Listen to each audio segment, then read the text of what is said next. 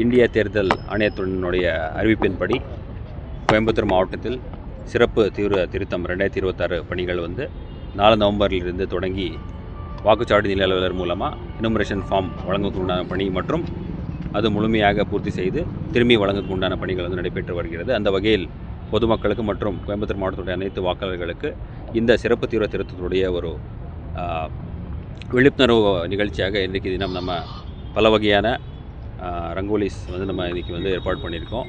அது இல்லாமல் பல வகையான விழிப்புணர்வு நிகழ்ச்சிகள், பல வகையான விழிப்புணர்வு நம்ம மாவட்ட அளவில் நடந்து வந்துட்டுருக்கு. அதில் பொதுமக்களுக்கு வாக்காளர்களுக்கு எந்த ஒரு சந்தேகங்கள் இருந்தாலும் 1950 என்ற ஹெல்ப்லைன் நம்பர் பயன்படுத்தலாம்.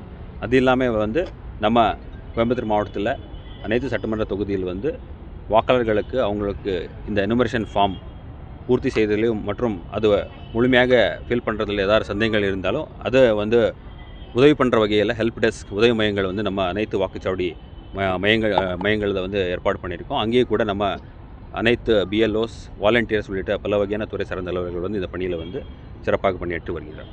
சார், இந்த வால்பாறையில் அந்த மாணவி தற்கொலை செய்த விவகாரம் ஆசிரியர் தான் காரணம் சொல்லியிருக்காங்க. இப்போதைக்கு ஆசிரியர் இந்த வழக்கு பதிவு செய்யாமல் முழுமையாக விசாரணை பண்ண இதுக்கு முழுமையாக விசாரணை பண்ணுறதுக்கு பள்ளிக்கல்வித்துறையுடைய சிஇஓர்களுக்கும் மற்றும் காவல்துறைக்கு நம்ம இன்ஸ்ட்ரக்ஷன் கொடுத்துருக்கோம். முழுமையாக விசாரணை பண்ணி சட்டப்படியாக என்ன நடவடிக்கை எடுக்கணும் அதுக்கு நடவடிக்கை எடுக்கிறதுக்காக அறிவுறுத்திருக்கோம். சார், நடவடிக்கை எந்த மாதிரி சார் இருக்குது? நடவடிக்கை என்கொயரி பண்ண சொல்லி சிஇஓ ஆஃபீஸ்லேருந்து மற்றும் சீஃப் எஜுகேஷன் ஆஃபீஸர்லேருந்து இந்த என்கொயரி நடத்துறதுக்கு உண்டான இன்ஸ்ட்ரக்ஷன் கொடுத்துருக்கோம். இந்த என்கொயரி முழுமையாக பண்ண பிறகு சட்டரீதியான நடவடிக்கை எடுக்கப்படும். காவல்துறையில் அது தனியாக என்கொயரி பண்ணிட்டு இருக்காங்க.